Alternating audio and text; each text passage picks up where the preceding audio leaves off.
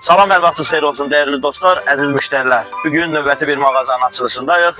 Gördüyünüz kimi hazırlıklar gedir və bir neçə dəqiqədən sonra mağazanı artıq istifadəyə verəcək. Qurtuluş 93'də yerləşən Nə alırsan 1 manat mağazası bugündən fəaliyyət göstərəcək. Bugünkü günün tədbirin təşkilatçısı və aparıcısı mənəm. Şoumuzu qaçırtmayın. Bir neçə dəqiqələrdən sonra hər şeyi sizlərlə bölüşəcəyik.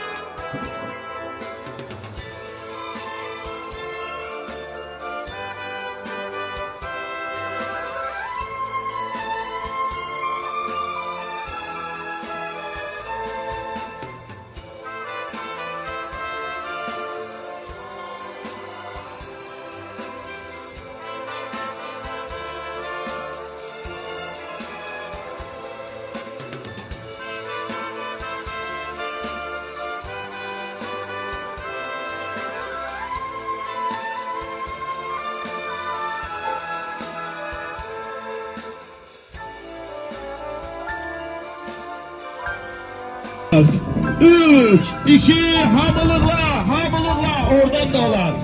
Alkışlar gelsin, alkışlar, bəli, musiki ve herkes davetli içeriye.